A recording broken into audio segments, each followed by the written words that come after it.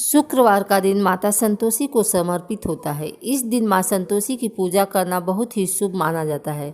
इस दिन उपवास और विधि विधान से संतोषी माता की पूजा करना फलदायी होता है। ऐसा करने वाले की सभी मनोकामनाएं पूर्ण होती हैं। मान्यता है कि सच्चे मन से माता का व्रत करने वाले व्यक्ति के सभी कष्ट दूर हो जाते हैं।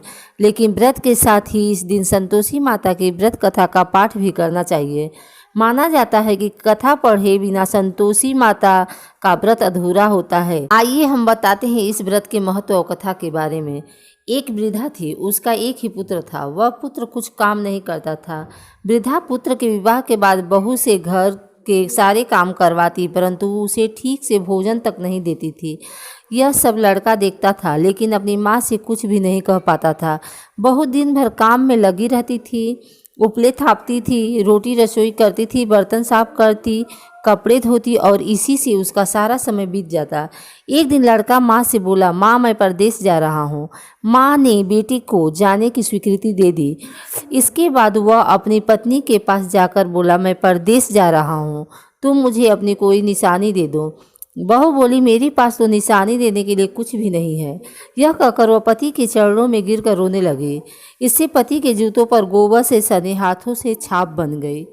पुत्र के जाने के बाद सास के बहू पर अत्याचार और बढ़ गए। एक दिन बहू दुखी हो मंदिर चली गई। वहां उसने देखा कि बहुत सी स्त्रियां पूजा कर रही हैं। तब उसने उन स्त्रियों से संतोषी माता के व्रत और पूजा के बारे में जानकारी ली। तो वे बोली कि हम संतोषी माता का व्रत कर रही हैं, इससे सभी प्रकार के कष्टों का नाश होता है।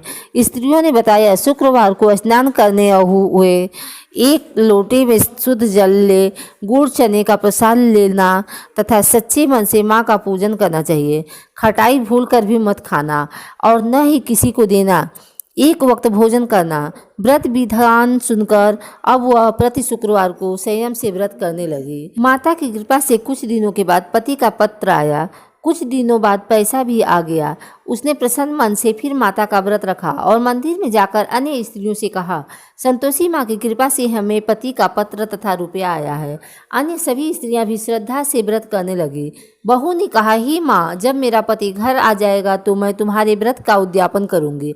अब एक रात संतोषी माँ ने उसके पति को स्वप्न दिया और कहा कि तुम अपने घर क्यों नहीं जाते। तो वह कहने लगा, सेठ का सारा सामान अभी बिका नहीं, रुपया भी अभी तक नहीं आया।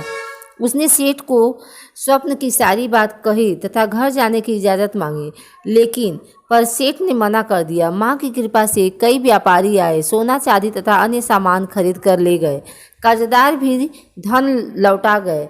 तब साहूकार ने उसे घर जाने की इजाज़त दे दी। घर आकर पुत्र ने अपनी माँ व पत्नी को बहुत सारे रुपए दिए। पत्नी ने कहा कि मुझे संतोषी माता के व्रत का उद्यापन करना है।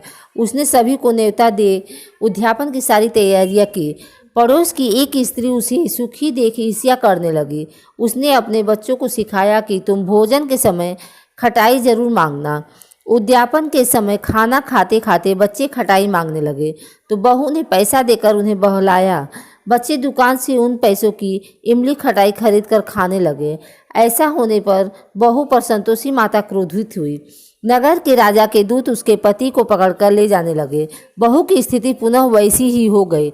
तब उसने माता के मंदिर में जाकर पूछा कि माँ, मेरे साथ ऐसा क्यों हो रहा है। तब माँ ने कहा कि उद्यापन में बच्चों ने पैसों की इमली खटाई खाई है, जिसका परिणाम तुम्हें भुगतना पड़ रहा है। फिर बहू ने पुनः व्रत के उद्यापन का संकल्प लिया। संकल्प के बाद वह मंदिर से निकली तो राह में पति आता दिखाई दिया। पति बोला कि जो इतना धन कमाया था राजा के पास उसका कर चुकाने गया था। तब वह बोली कि अब चलो घर चलते हैं। फिर अगले शुक्रवार को उसने विधिवत व्रत का उद्यापन किया। इससे संतोषी माँ प्रसन्न हुई। 9 माह बाद दंपति को सुंदर पुत्र की प्राप्ति हुई। अब सास बहू तथा बेटा माँ की कृपा से आनंद से रहने लगे। संतोषी माता की अनुकंपा से व्रत करने वाले सभी स्त्री पुरुषों की सभी मनोकामनाएं पूर्ण होती हैं। हाँ, संतोषी माँ के व्रत में एक बात का ध्यान रखना चाहिए कि खट्टी चीज़ों से परहेज करना चाहिए, न ही ग्रहण करना चाहिए, न ही किसी को देना चाहिए। इससे माँ नाराज हो सकती हैं। जैसे वृद्धा की बहू के सभी कष्ट दूर हुए, वैसे ही संतोषी माता के व्रत के दिन कथा पढ़ने से परीक्षा में सफलता, व्यवसाय में लाभ और घर में सुख समृद्धि का पुण्य फल प्राप्त होता है। इसके अलावा ऐसी मान्यता है कि संतोषी माता का व्रत रखने के फलस्वरूप अविवाहित लड़कियों को सुयोग्य वर की शीघ्र है। बोलो संतोषी माता की जय।